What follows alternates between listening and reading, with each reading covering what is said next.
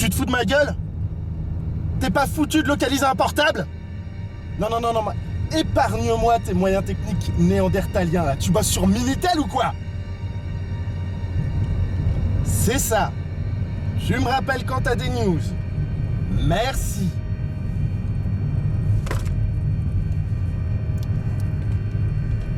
Tu lui as filé quoi? Je lui ai filé des croquettes, mais il en a pas bouffé. Oh, t'inquiète pas. Il finira par les bouffer, ce fils de pute. Je peux disposer.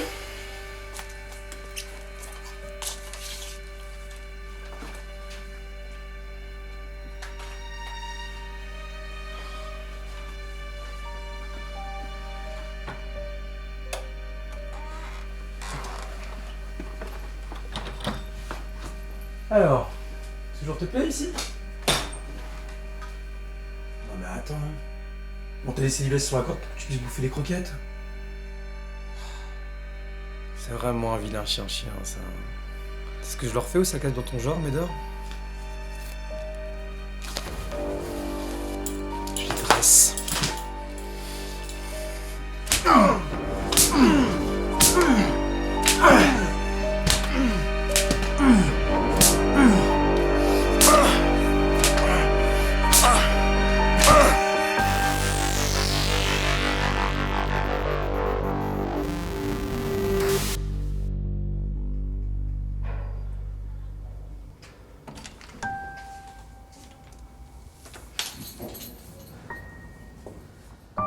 Bonsoir, Maria. Ça fait un choc, je sais. 15 ans déjà.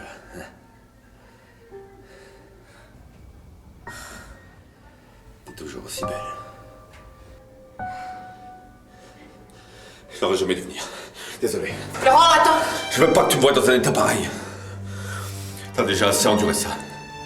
Pourtant, crois-moi, je suis devenu l'opposé de ce frêle adolescent affligé par la mort de sa sœur et de sa mère. Je le sais, je suis au courant de tout. Alors je dois te dégoûter. Pourquoi tu es venu? Tu peux pas disparaître et revenir au bout de 15 ans? Je sais. J'espère que tu n'attends rien de moi. Non.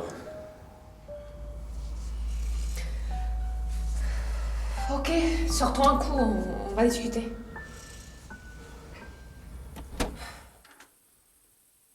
Le zonard. On doit parler, toi et moi. Ouais, je sais. Tu comptes me frapper avec une clé plate, moi aussi. T'en sais toi des choses, dis donc. Kevin vient de m'appeler. Il m'a tout raconté. J'aime beaucoup le fait que tu l'aies explosé pour avoir balancé mon adresse. Ça me plaît. Et pour ça, laisse-moi t'offrir un verre. En souvenir du bon vieux temps. Va te faire foutre. Ne me contrarie pas, Danny. On croit entendre le père. Tu te prends pour qui, là? Pour son fils légitime, justement. Déjà à l'époque, t'étais un sale moutard morveux pourri gâté de merde. Mais là, avec le pouvoir qu'il a confié, je vois que t'es devenu une vraie petite pute, toi, comme ta mère. C'est vrai. Et ça me plaît. C'est tout de même mieux que d'être le branleur de la famille. Un perdant, comme ta mère. Une destinée logique pour un bâtard comme toi, non? Tu sais que t'es obligé de m'obéir si tu veux revoir ton petit pote. Je regrette de pas t'avoir plus de 30 quand on était gosse. Pas avoir éjaculé assez dans ton lit. Y'a rien à faire, on s'emmerde dans cette ville. Y a pas d'action, c'est mort. Ben oui, la province, un soir de semaine, y a personne, hein. Ouais.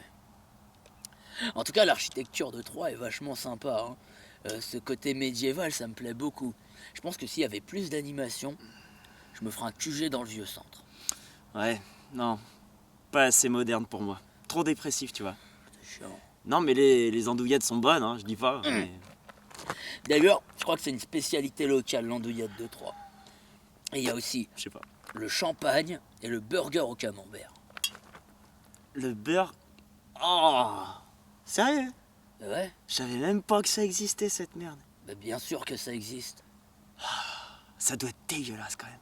Putain, mais Pink, t'es un héros français ou pas? Un peu de patriotisme. Merde. Moi, tu vois, si j'habitais à Troyes, je me construirais une taverne où on servirait que des plats locaux. Et il n'y en aurait qu'un. Locaux. J'ai dit il n'y aurait qu'un plat. Et ce serait Des plats locaux. un plat local. Tu m'écoutes, Pink? Et ce serait le burger andouillette camembert. Ce serait trop bien. On aurait un service de nuit qui serait de 5 à 7 heures du matin. Ah, doucement, doucement. Dégueulasse. Tu m'énerves, Pink. Parce que tu vois les jeunes qui vont en boîte et qui sortent après avoir bu, ils ont faim.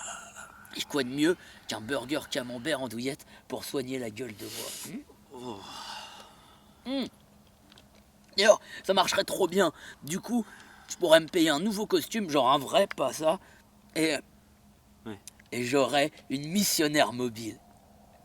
Non. Mais si, elle serait géniale, regarde. Imagine, une peinture grise, des teintes de noir un peu, des gargouilles sur le côté, et puis... une putain d'arbalète sur le capot. Ouais. Dégueulasse, immonde, pourri. Ouais. Pourquoi pas?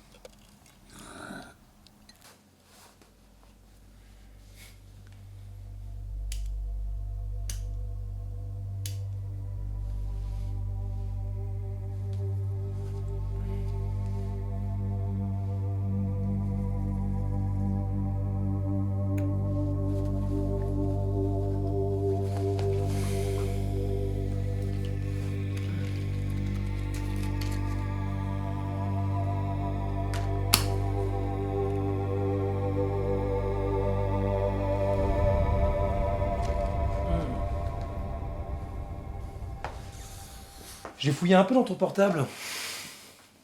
Grâce aux conversations, j'ai trouvé le numéro de ta meuf. Et Nora, c'est bien ça? Elle a appelé il y a 10 minutes. Non, Miguel, fais pas ça. 50-50, mon pote. T'as baisé ma meuf. Faut bien que je baise la tienne. C'est pourtant simple comme procédé. Putain, mais la tienne était consentante, tu comprends ça? La tienne, par contre, elle le sera pas quand je la trouverai. Mais fais-moi confiance. Je la forcerai à écarter les jambes. J'adore les chats contractés. Surtout quand on les pénètre avec violence. Écoute, Miguel. Toi, écoute. Il y a des choses qui se font pas. Comme par exemple, faire une partouze avec la meuf d'Ortelard. Non mais écoute-moi toi là. À l'époque t'étais un trou de balle sans honneur. Tu passais ton temps à la tromper de gauche à droite, tu lui cognais dessus. Si elle venait te baiser avec Dan et moi, c'était amplement mérité vu le mec que t'étais à l'époque. Aujourd'hui par contre ouais, j'ai acquis des valeurs et des principes. Et ça je le referai pas. Ta gueule, tu parles pour rien dire. Passé ou non, je m'en bats les couilles. Ça fait 5 ans que j'attends ça. 5 ans que je rage comme une bête en cage. Tu sais ce que ça fait de couper en tout et d'apprendre ça une semaine avant sa libération? Ça fait mal! Qu'est-ce que tu deviens? Je suis prof de danse. C'est bien ça. Ça a toujours été ton rêve. Et toi? T'es fier de ce que t'es devenu? Pas vraiment, non. Je me dis que si j'avais pas été placé en foyer, si je m'étais pas recroquevillé dans ma peine, j'aurais probablement eu un autre parcours aujourd'hui. Tu étais certainement la seule personne à pouvoir me guérir dans cette épreuve. Et au lieu de ça, t'as préféré plonger dans ta spirale infernale?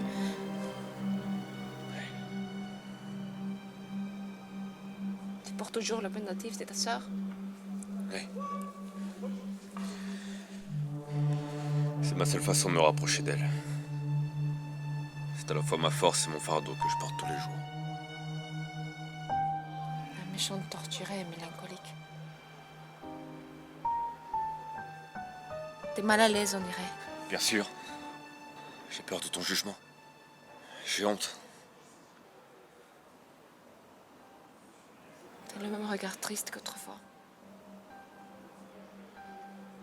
C'est pas l'idée que je me faisais de toi suite à ce que j'ai entendu. C'est surprenant, mais rassurant. C'est Eric qui t'a raconté ce que j'étais devenu. Non, entre autres. J'ai aussi vu un article dans le journal en 2006. Tu avais été inculpé et ça parlait de ton réseau. Les journalistes t'avaient décrit comme un manipulateur, un intelligent, psychopathe, avec des tendances psychotiques. Tu penses que je suis irrécupérable? Florent. Je sais pas. Je me pose la question en ce moment. J'en arrive à un point de rupture, ça me fatigue complètement. Le constat sur ma vie est affligeant, mais j'aime à croire que je peux encore être sauvé, tu comprends? C'est pour ça que tu es venu? Tu penses que je peux te sauver? Je veux pas que tu fasses des idées, Florent. que j'étais, toi non plus. Le temps s'est écoulé et beaucoup de choses ont changé. Notre façon de vivre, nos pensées, nos sentiments. Chasse vraiment cette idée. Il ne pourra plus jamais rien se passer entre nous.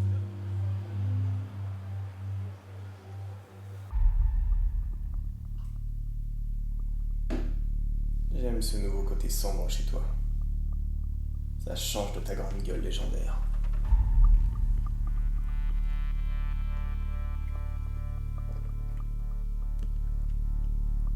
Quand je vois cette noirceur dans tes yeux, je me dis que papa avait peut-être tort à ton sujet.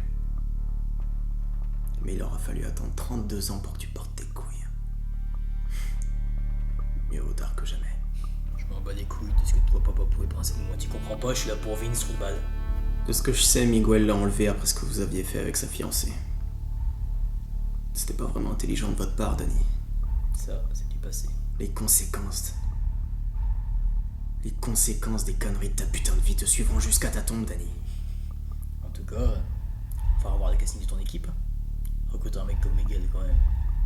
Le miracle du temps. C'est lui qui fait évoluer chaque être. Lui aussi a mûri, mais c'est son côté pervers qui s'est développé. En ce moment même, il doit être en train de le torturer. Et bah alors tu vas me dire où il est, petite pute! Sur un autre ton, Zonard. Tu vas faire quoi, ce ton? Tu vas te plaire à papa? Non. J'ai ma propre influence maintenant. Je peux faire ce que je veux de toi. Et tu ne feras rien contre moi par peur de représailles de sa part. Il t'a toujours fait flipper, toujours! Il nous en mettait plein la gueule, et spécialement à toi. Mais c'était pour voir si on lui tenait tête. Ça a toujours été moi le mec de la famille. Toi et Nathan, vous étiez incapables de porter vos couilles. Comment il va? Nathan? Il traîne avec des branleurs sans avenir. Il est en train de prendre le même chemin que toi. C'est vraiment ton portrait craché. Ça se comprend qu'on est élevé comme un kleps. La seule façon d'extérioriser, c'est de faire des coins droite à gauche. Faut s'en prendre plein la gueule par un fils de pute autorité. Et insulte pas Mamie Pierrette. La pauvre. Elle qui est décédée en début d'année. Oh, tu vas me faire chier, tiens. Si elle t'entendait. J'ai fait un récital très remarqué à ses funérailles. Toute la famille a applaudi. Et tu veux quoi? Une médaille? Cette famille, elle n'existe pas pour moi. Toi, papa, les oncles, Fabrice et Pascal, vous pouvez crever la gueule ouverte. Et regarde-toi avec ta jalousie. Moi, jaloux? Oh, putain, mais tu captes que dalle, toi. Moi, rancunier? Ouais. Moi, amer? Ouais. Mais alors certainement pas jaloux. Tu sais que ça m'a toujours plu d'être un outsider vis-à-vis de cette soi-disant famille de pseudo-caïds de mes couilles. Ma seule véritable famille, c'est ma mère et Nathan. Autrement dit, il te reste plus que Nathan. Vu que ta mère est 6 pieds sous terre. Comme c'est triste. Mais c'est vrai que ça a du bon d'être un outsider. C'est vrai que ça a du bon d'être banni de droit. De n'avoir aucune influence. De passer 2 fois par la case prison. De revenir toujours au même point de départ. Ouais, c'est vrai que ça a du bon, surtout quand on est obligé d'obéir aux ordres de son petit frère pour retrouver son petit copain. D'obéir? Obéir, t'as bien compris. Je veux voir ce que tu vaux. Juste pour une nuit. Non mais sérieusement, Pink, des sièges en cuir rose, t'abuses. Oh, mais avec des néons dehors et dedans.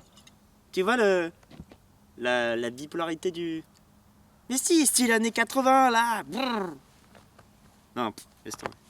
Mais Pink, la discrétion. Si tu veux filer un mec, tu crois qu'avec tes néons roses, tu vas passer inaperçu? Bah ouais, non mais tu peux pas parler toi en fait, avec ta gargouille mobile à la con là, ta baliste sur le capot, désolé, t'as pas le droit de Alors parler. déjà, c'est pas la gargouille mobile, c'est la missionnaire mobile. Et on Ah ouais, mais en fait, t'as raison. Bah oui. Tu vois, Dan, si lui il était justicier, je le verrais bien sur une bécane, ça lui irait bien. Tu sais, le côté rebelle, dark, comme Ouais. le justicier au crâne rouge là. Quoi? Bah comme lui quoi. Et d'ailleurs, tu l'as déjà vu, ce connard? Oh non, non. J'ai un indice qui dit qu'il l'a vu sur sa bécane, mais bah c'est ce qu'il dit quoi, enfin, je sais pas. De toute façon, à ce qui paraît, ce mec, son costume, c'est un survêt de sport. Putain, tu me fais rire. Dès qu'il y a un autre justicier, tu peux pas t'empêcher de cracher dessus. T'es tellement jaloux, hein, tu peux pas t'en empêcher. Mais je suis pas jaloux. Bon, ok, le survêt de sport, c'est une bonne idée, c'est pratique, mais c'est nul à chier. Mais si, Pink, quand t'es un héros, il faut penser à l'aspect esthétique. Sinon, à quoi bon? Ouais. Ah, il paraît qu'il crache de la fumée quand il parle. Hein. Ça, c'est classe. De la fumée. Tout ça, c'est des on-dit, Pink. Si ce mec existe, c'est une lopette. Et moi, je pense que c'est une légende urbaine. Moi, je crois qu'il existe. Tu sais quoi, j'ai même un doute sur son identité.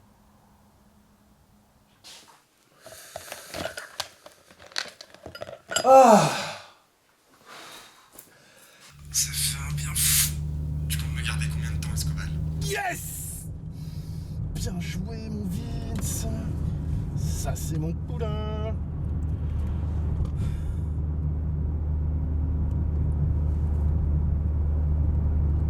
Greg? Ouais, c'est moi. Bon, t'as toujours pas avancé sur la localisation? Non. Bon, alors tu vas me chercher un type. Un certain Miguel Escoban. À 3. Mais oui, putain, 3 dans l'aube! J'ai pas l'intention d'aller me planquer dans un putain de cheval avec des putains de grecs! Je veux tout sur lui. Son pédigré, son adresse, sa marque de capote préférée, la totale. Et tu me rappelles quand t'as fini de trouver tout ça? Merci, mon bon Greg. Connard. Attends que je trouve l'adresse de ta petite Enora. Tiens, rien que d'y penser, ça me fout une demi-molle. Ouais, parce que j'ai vu les photos dans ton portable. Bien bonne, hein? Quand je la goûterai, je filmerai ça avec le plus grand intérêt. Je montrerai le son bien à fond pour que tu entendes pleurer, gémir et jouir comme une chienne. Prépare le popcorn. Je pense que c'est un spectacle que tu vas apprécier. Tu sais pas, toi, mais tu sais pas, espèce d'enfoiré. Tu sais pas ce que je suis devenu, tu sais pas de quoi je suis capable. Putain, tu veux que je te le dise de quoi je suis capable? Tu veux que je te le montre? Je vais te montrer que t'es en train de faire la plus grosse connerie de ta vie, mon pote. Tu te calmes tout de suite ou je te colle une bastos? Mais vas-y, tire. Frapper des femmes, frapper des hommes attachés, combat à la régulière, ça te parle pas, tu connais pas, toi, hein? T'es tellement une fiotte que t'as besoin de sortir un flingue pour montrer que t'as une bite. Ne pousse pas à bout, je t'explose la cervelle, hein? Je peux au moins t'inviter à manger, histoire de pas repartir comme un con. Eh, t'aurais pas de clope? On fume pas. Oh, mon pote, tu t'as posé gentiment une question, hein? Tu veux te faire fracasser ou quoi? Quoi, qu'est-ce qu'il y a? Est-ce que ta copine elle est bonne que tu te la racontes? Je veux tester tes capacités, Zonar. Je veux voir si t'es toujours le même petit branleur qu'autrefois. Ou si t'as réellement du potentiel. Papa m'a raconté. Un jour, tu devais t'occuper du violeur qui s'en était pris à la sœur de Bruno. Tu devais lui couper sa putain de bite, mais même ça, t'en étais incapable. Un job similaire. Cette fois-ci, t'es prié d'assurer. Et tu crois que c'est qui, toi? Le justicier rouge de mes couilles? Honnêtement, je crois que c'est Dan. Mais vas-y, tire. Tire, de toute façon, d'autres viendront pour me venger. Et puis pendant qu'on y est, je vais te dire un truc. Mélinda, c'est ta sœur, c'est ça? Bah Mélinda, je l'ai baisée. Oh, et je vais te dire un truc, putain, sa chatte, elle avait le goût du miel et l'odeur du miel. Oh là là, son petit grain de beauté sur le sein droit là. Ouais, je l'ai baisée. Et tu sais quoi, pendant qu'on y est, mais toutes les femmes de ta vie, de toute façon, je les ai baisées parce que tu mérites que ça, fils de pute.